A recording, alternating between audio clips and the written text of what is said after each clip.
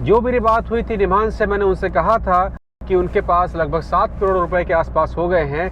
आपने किस आधार पर एक तो 16 करोड़ रुपया मांग लिया उनसे कि जाएं बच्चे की जान दांव पे लगा के वो गली गली पैसे मांगे, और मान लीजिए कि आपने किया भी, तो आपने ये 16 करोड़ का कैलकुलेशन कहाँ से लेके आए? आपको भी पता है कि कोई इंजेक्शन 16 करोड़ का नहीं है, उनको भी पता है, तो ये आपने किस आधार पर किया? इसके अलावा मैंने ये भी पूछा था कि जब उसका इलाज शुरू हो सकता है, 7 करोड़ रुपए उसके पास हैं, इतना पैसा काफ़ी होता है इलाज करने के लिए, आप लोग इलाज शुरू करें और तमाम संस्थाएं बाहर से मदद करने के लिए आ जाएंगी। इवन अगर आप इलाज शुरू कराते हैं तो मैं यहाँ पे तमाम संस्थाओं से कहूँगा कि वो मदद करें, क्योंकि वो भारत में बच्चों की मदद करती हैं। तो उन्होंने मुझसे कहा था कि उनके पास इस बच्चे के बीमारी से संबंधित कोई कागजात नहीं है।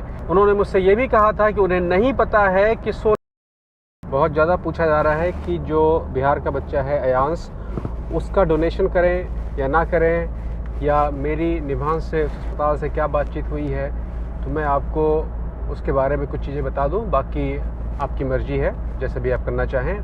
जो भी क्राउड फंडिंग होता है वो कैसे होता है, उसमें धांधली ना हो उसके लिए क्या क्या किया जाता है, और ये इंजेक्शन कहाँ मिलता है और इतना महंगा क्यों मिलता है, क्या हकीकत में इतना महंगा मिलता भी है कि नहीं मिलता है, और वो संस्थाएँ कौन सी हैं जो इस तरह के मरीजों को या इस तरह के इंजेक्शन को स्पॉन्सर कर देती है। मतलब इतना महंगा इंजेक्शन है, उसके बाद में फ्री में मिल जाता है, तो ऐसा क्या हो जाता है अचानक? तो उसको चरणबद्ध तरीके से बता देते हैं। शुरू करें उससे पहले रवि कई बार कह चुके हैं कि वो एक चीज़ दिखाना चाह रहे हैं, क्योंकि उनको एक अवार्ड मिला है, 2.5 साल के हैं, अवार्ड मिल गया है, तो वो ये दिखाना चाह रहे हैं। Rafi, mag ik zien die cool ding? Laat zien. Waar is jouw armbandje? Laat zien in de camera. या ये जो है ये इनको मिला है, ये जैसे जूडो में ब्लैक बेल्ट वगैरह होती है उस तरह से स्टेप होता है, एक खेल होता है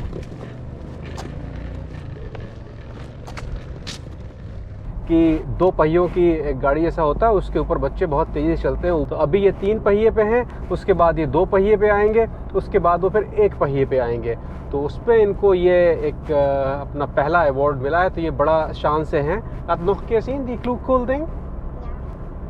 या ये देखिए भाई, तो ये इनको गिफ्ट मिल गया। तो ये बहुत देर से कह रहे थे पहले ये दिखा देना, उसके बाद अपना काम करना, तो ये पहले मैंने दिखा दिया है। बाकी आते हैं मुद्दे की बात पे कि भाई जो ये 16 करोड़ रुपए का इंजेक्शन है, इसमें कुछ चीज़ें आप लोग समझ लीजिए कि ऐसा नहीं होता है कि जब 16 करोड़ होगा तभी इंजेक्शन लगेगा, कि जब 9 मन तेल होगा तभी राधा नाचेगी, ऐसा नहीं होता है।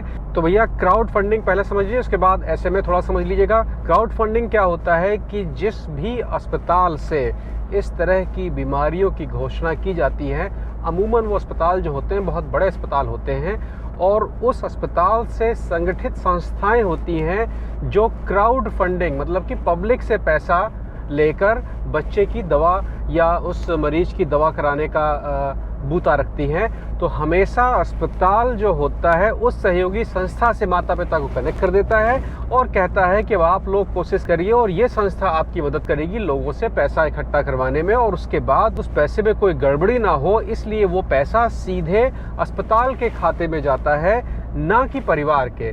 क्योंकि इसमें हमेशा ऐसा होता है, मैं हमेशा शब्द इस्तेमाल कर रहा हूँ क्योंकि ये 99% ऐसा होता है कि अगर पैसा सीधे, ये बहुत पैसा होता है, पैसा सीधे परिवार के पास जाने लगता है तो बच्चे के हित या मरीज के हित किनारे हो जाते हैं। इसीलिए मैं अंतर्राष्ट्रीय व्यवस्था की बात कर रहा हूँ। इसीलिए क्राउड फंडिंग एक संस्था करवाती है और माता पिता, बच्चा या वो मरीज उसमें एक मुखौटे के तौर पर होता है कि देखिए ये हैं, इनकी मदद करिए, इस संस्था को पैसा दीजिए और ये संस्था अस्पताल का खर्चा देखेगी।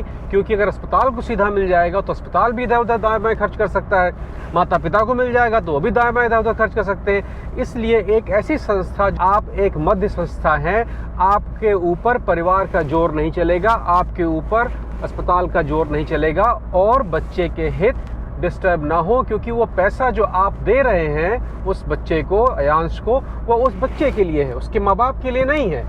तो लब्बो लबाब ये है कि आपको जीवन में कभी भी किसी की मदद करनी है क्राउड फंडिंग के तौर पर, तो उसकी एक संस्था होती है या उस संस्था को पैसे दीजिए जो उस बच्चे की या उस व्यक्ति की मदद कर रहा है, ना कि उस व्यक्ति को सीधे। तो ये पहली चीज़ थी, चंदा दें या ना दें। चंदा बिल्कुल दें अगर आप देना चाहते हैं, नगद कभी मत दें, हमेशा उस खाते में दें जो कि न्यूट्रल हो। मतलब कि अगर अस्पताल का खाता मौजूद है तो अस्पताल के खाते में दीजिए, या वो संस्था जो क्राउड फंडिंग करवा रही है, जो सरकारी तौर पर रजिस्टर्ड है, उस संस्था के खाते में ट्रांसफ़र करें, लेकिन किसी भी प्राइवेट व्यक्ति के खाते में मत डालें।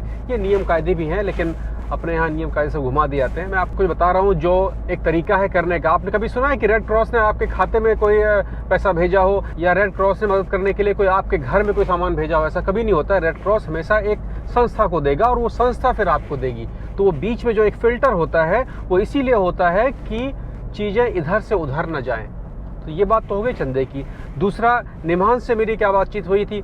मेरी बातचीत उनसे ये हुई थी क्योंकि मैंने जब सुना कि उनके पास 7 करोड़ रुपए के आसपास पैसे हो गए हैं, जो कि लगभग आधा अमाउंट है, तो मैंने निमहांस से पूछा था कि भाई आप लोगों को भी विदेशों से इतनी एड आती है, तो जब उस परिवार के पास इतने पैसे हो गए हैं, वो एक सक्षम परिवार है, तो आप उसका इलाज शुरू क्यों नहीं कर रहे हैं? क्योंकि जब इलाज शुरू हो जाता है तो बहुत सारी विदेशी संस्थाएं भी मदद करती हैं, क्योंकि इस बीमारी का कोई इलाज तो है नहीं। तो जो भी इलाज होगा वो एक एक्सपेरिमेंट होगा, वो एक प्रयोग होगा।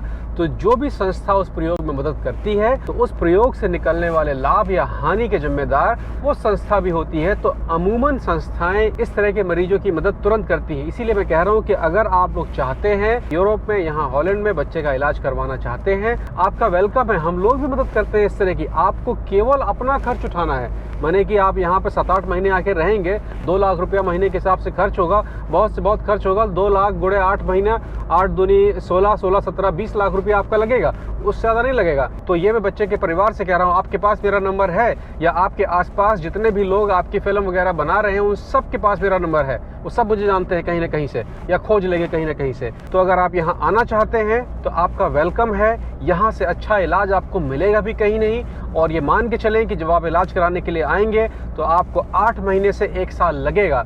अमूमन इस तरह के बच्चों को यहाँ की नागरिकता भी मिल जाती है, क्योंकि बाद में आप ये क्लेम भी कर सकते हैं, क्योंकि बच्चा आपका कभी चलेगा नहीं, आपको पता है ठीक से। तो आप ये क्लेम कर सकते हैं कि भारत में मैं बच्चे की उतनी बेहतर मदद नहीं कर पाऊंगा, और संस्थाएं, बाहर की संस्थाएं भारत में बहुत लंबे समय तक मदद नहीं करेंगी, तो उस आधार पर बच्चे को यूरोप की नागरिकता भी मिल सकती है। कई उदाहरण इस तरह के। मलाला यूसुफजई, आपने नाम भी सुना होगा, जिसको सिर में गोली मार दी गई थी। उसका इलाज करने के लिए वो अमेरिका गई, बाद में उसको अमेरिका की नागरिकता मिल गई, क्योंकि उसका आधा दिमाग निकालना पड़ा, और उसके परिवार ने कहा कि अगर हम वापस जाएंगे तो शायद मेरी बेटी सर्वाइव ना कर पाए। तो इस तरह की चीज़ों में बच्चे और परिवार को नागरिकता भी मिल जाती है। लेकिन कदम आपको ही उठाना पड़ेगा। मैं आपकी पूरी मदद करूंगा जितना मैं कर सकूंगा, लेकिन जब आप मुझसे पूछेंगे। जो मेरी बात हुई थी निमहांस से, मैंने उनसे कहा था कि जैसा मैं सुन रहा हूं कि उनके पास लगभग 7 करोड़ रुपए के आसपास हो गए हैं, आपने किस आधार पर, एक तो 16 करोड़ रुपया मांग लिया उनसे कि जाएं बच्चे की जान दांव पे लगा के वो गली गली पैसे मांगे, और मान लीजिए कि आपने किया भी, तो आपने ये 16 करोड़ का कैलकुलेशन कहाँ से लेके आए? आपको भी पता है कि कोई इंजेक्शन 16 करोड़ का नहीं है, उनको भी पता है। तो ये आपने किस आधार पर किया? इसके अलावा मैंने ये भी पूछा था कि जब उसका इलाज शुरू हो सकता है, 7 करोड़ रुपए उसके पास हैं, इतना पैसा काफ़ी होता है इलाज करने के लिए, आप लोग इलाज शुरू करें और तमाम संस्थाएं बाहर से मदद करने के लिए आ जाएंगी। इवन अगर आप इलाज शुरू कराते हैं तो मैं यहाँ पे तमाम संस्थाओं से कहूँगा कि वो मदद करें, क्योंकि वो भारत में बच्चों की मदद करती हैं। तो उन्होंने मुझसे कहा था कि उनके पास इस बच्चे के बीमारी से संबंधित कोई कागजात नहीं है। उन्होंने मुझसे ये भी कहा था कि उन्हें नहीं पता है कि 16 करोड़ रुपए किस इंजेक्शन के लिए मांगे गए हैं। उन्होंने ये ज़रूर कहा कि 16 करोड़ रुपया जो उनसे कहा गया है वो एक अप्रॉक्सीमेट कीमत है कि इतने पैसे लग सकते हैं, लेकिन ये नहीं कहा गया था ये लगेंगे, क्योंकि उनके पास बच्चे के कोई डॉक्यूमेंट नहीं है। उनको नहीं पता है कि बच्चे को किस स्तर की बीमारी है। स्तर की बात भी आप समझ लीजिए कि बच्चे को लेकर जो गली गली घूमना, यहाँ से वहाँ जाना, ये सारी चीज़ें दुविधा पैदा करती हैं, क्योंकि SMA टाइप 1 इसमें जो मसल्स होती हैं वो या तो वीक, कमज़ोर हो चुकी होती हैं, या कमज़ोर हो रही होती हैं, जिससे कि बच्चा या वो व्यक्ति अपने शरीर पर अपना कंट्रोल नहीं रख पाता है। इसको आप ऐसे भी समझ सकते हैं कि आपका शरीर एक हड्डियों के ढांचे से मिल के बना है, और जब आपकी मसल्स उस हड्डी के ढांचे को ठीक से पकड़ना छोड़ देती हैं, तो आपका वो हड्डी का ढांचा जो है वो काम नहीं करता है, वो बिल्कुल झूल जाता है। इसको आप दूसरी तरीके से ये भी समझ सकते हैं कि आप बहुत मोटे हैं और आपकी कमर में रेगुलर दर्द हो रहा है। आपकी कमर का दर्द, आम तौर पे कमर का दर्द जो होता है वो इसलिए होता है कि आपकी कमर की मसल्स उतनी मजबूत नहीं होती हैं कि आपका मोटापा, आपका जो पेट में आपने 15 किलो की बोरी बांधी हुई है, उस बोरी को, उन छोटी मसल्स को दिन रात ढोना होता है। और चूंकि आपका मोटापा ज़्यादा होता है इसलिए वहाँ पर मसल डेवलप होने की गुंजाइश कम हो जाती है। ये गुंजाइश कम होने की वजह से आपके शरीर में कमर दर्द होना शुरू हो जाता है, आपको उठने बैठने में परेशानी होती है। इसी को आप इस बीमारी के तौर पर भी समझ सकते हैं कि तो उस बच्चे में वो एक विशेष प्रोटीन SNA जो प्रोटीन होता है वो प्रोटीन बनना कम हो गया है, जिसकी वजह से दिमाग उस बच्चे की मसल्स को ऑर्डर नहीं दे पाता है कि आप कैसे बढ़ेंगे और किस तरह बढ़ेंगे। तो धीरे धीरे उसकी वजह से वो अपने शरीर को ढो नहीं पाता है। तो जब उस बच्चे की माँ या पिताजी या परिवार वाले उस बच्चे को लेके यहाँ जा रहे हैं, वहाँ जा रहे हैं, उठ रहे हैं, बैठ रहे हैं, तो अगर उस बच्चे को हकीकत में इतनी बड़ी समस्या है तो आप उस बच्चे के शरीर को तोड़ रहे हैं, क्योंकि उसका शरीर इन सब गतिविधियों के लिए अब नहीं बना है।